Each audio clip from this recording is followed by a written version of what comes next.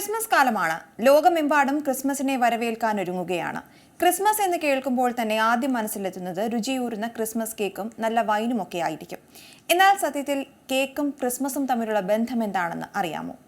വലിയൊരു അധ്വാനത്തിന്റെ മധുരകഥയാണ് ഓരോ കേക്കിനും പറയാനുള്ളത്. മധ്യ ഇംഗ്ലണ്ടിലാണ് ക്രിസ്മസ് കേക്കുകളുടെ ഉത്ഭവം എന്നാണ് കഥ. ക്രിസ്മസ്, ന്യൂ ഇയർ ആഘോഷങ്ങൾക്കായി തയ്യാറാക്കുന്ന കേക്കിന്റെ ഒരുക്കങ്ങൾ പണ്ടൊക്കെ ഓഗസ്റ്റിൽ തന്നെ തുടങ്ങും. അന്ന് ക്രിസ്മസിന് മതവിശ്വാസികൾ നോമ്പ് നോക്കുന്നത് വ്യാപകമായ ആചാരമായിരുന്നു. ക്രിസ്ത്യൻ ആചാരങ്ങളായ 12th നൈറ്റുമായി ബന്ധപ്പെട്ടാണ് ക്രിസ്മസ് കേക്കിന്റെ ഉത്ഭവം. വിഭവസമൃദ്ധമായ ഭക്ഷണത്തിനായി വയറിനെ ഒരുക്കുക എന്ന ലക്ഷ്യത്തോടെ തയ്യാറാക്കിയിരുന്ന വിഭവമായിരുന്നു ക്രിസ്മസ് കേക്ക്. അക്കാലത്ത് ക്രിസ്മസിന് മുൻപുള്ള ആഴ്ചകളിലുടനീളം ജനങ്ങൾ ഉപവാസം അനുഷ്ഠിക്കുന്നത് പതിവായിരുന്നു. തുടർന്ന് ക്രിസ്മസിന്റെ തലേന്ന് തുറക്കുന്ന നോമ്പിന്റെ അന്ന് ഒരു പ്രത്യേകതരം കഞ്ഞി ഉണ്ടാകും. കഞ്ഞി പോലെ ഒരു പുഡിംഗ് ആണത്. ഈ പുഡിങ്ങുകളാണ് ബേക്ക് ചെയ്ത് ഇന്നു കാണുന്ന റിച്ച് പ്ലം കേക്ക് ഉൾപ്പെടുന്ന വിവിധങ്ങളായ കേക്കായി മാറിയത്. പ്ലം പോറിഡ്ജ് എന്നായിരുന്നു ആദ്യം ഇതറിയപ്പെട്ടിരുന്നത്. ഓട്സ്, ഡ്രൈ ഫ്രൂട്ട്സ്, തേൻ കൂടാതെ ചിലർ മാംസവും ചേർത്താണ് ഇതുണ്ടാക്കിയിരുന്നത്. കാലക്രമേണ ഓട്സ് മാറി ധാന്യപ്പൊടികളും ഉണക്കമുന്തിരിയും ഇതിൽ സ്ഥാനം പിടിച്ചു. ഇത് ബേക്ക് ചെയ്താണ് ഇന്നു കാണുന്ന റിച്ച് പ്ലം കേക്ക് ഉൾപ്പെടുന്ന വിവിധങ്ങളായ കേക്കുകളായി മാറിയത്.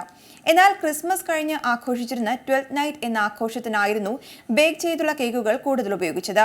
1600കളിൽ യൂറോപ്പിലുടനീളമുള്ള പ്രൊട്ടസ്റ്റുകാർ ക്രിസ്മസ് ആഘോഷങ്ങളിൽ വിശ്വസിച്ചിരുന്നില്ല. അങ്ങനെ ക്രിസ്മസ് കേക്കിന് പകരം 12th നൈറ്റ് ആഘോഷങ്ങളിൽ ബദാം, മാർസിപ്പാൻ എന്നിവയാൽ പൊതിഞ്ഞ് 12th നൈറ്റ് കേക്കുകൾ ഉണ്ടാക്കാൻ തുടങ്ങി.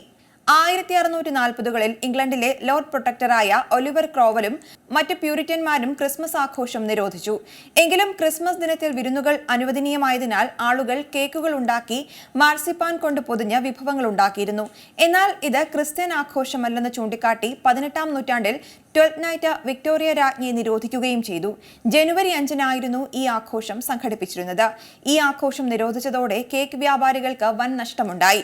പിന്നീട് 12th നൈറ്റിന് വേണ്ടി തയ്യാറാക്കിയ കേക്കുകൾ ക്രിസ്മസ് കേക്കായി പുനർനിർമ്മിക്കുകയായിരുന്നു. അങ്ങനെയാണ് ഇന്നത്തെ ക്രിസ്മസ് കേക്ക് ഉണ്ടായതെന്നാണ് വിശ്വാസം. പുതിയ വാർത്തകളും വിശേഷങ്ങളും ഇനി വിരൽ തുമ്പിൽ. എല്ലാ ഡിജിറ്റൽ പ്ലാറ്റ്ഫോമുകളിലും ഇപ്പോൾ സീ മലയാളം ന്യൂസ് ലഭ്യം.